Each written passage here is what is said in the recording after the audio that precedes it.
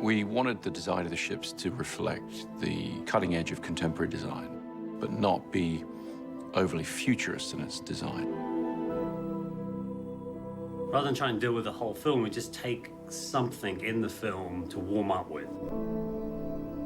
And he'd been working on just this sort of profile of how he felt the Ranger should look if you sort of slice the section through it. You know, it's a side view.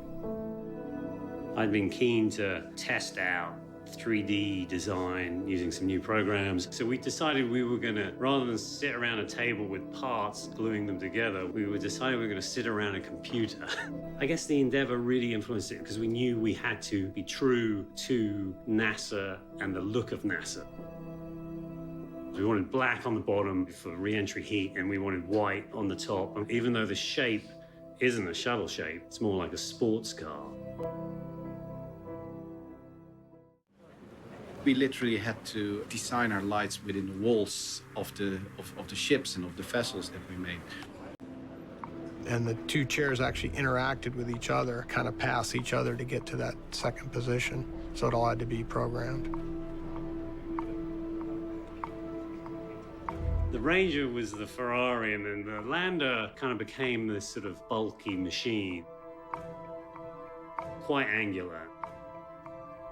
I always call it like a big old Russian airlift chopper or a Canadian cargo lift chopper because it's this workhorse. This is our lander. You need to view all areas. So if you look down, when you're landing this thing and you're carrying a container underneath you, you need to be able to see pretty much 360. And also when you're docking, because it docks, the docking door is behind you, you need to be able to see the endurance as you come up to it. So we have windows everywhere on this thing. It's all going to be in camera. You're going to have the actors in there. Everything has to work very safe and smoothly. Everyone has to be harnessed in.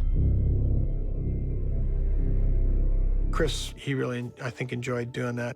Whenever we had the motion base out, he controlled it most of the time himself because he's the only one that knows what it should be doing. 3, 2, recording.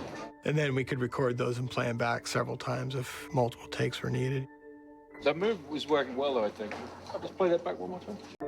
Having those foregrounds be full size as opposed to miniatures or CG would immediately give you a hefty amount of credibility within the frame, something that's really real at the heart of each shot. And so what was going to be a very static plate shoot turned into one of the more important things that we shot in the film, which was to mount the camera to the ships and have them move through the lighting conditions that would really be there. So we would get the exact shadows and so forth on the surface of the ship.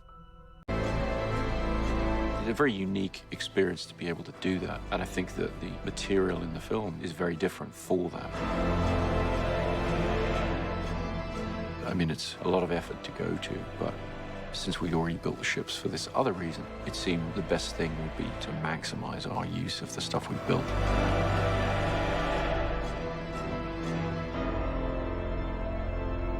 Cut.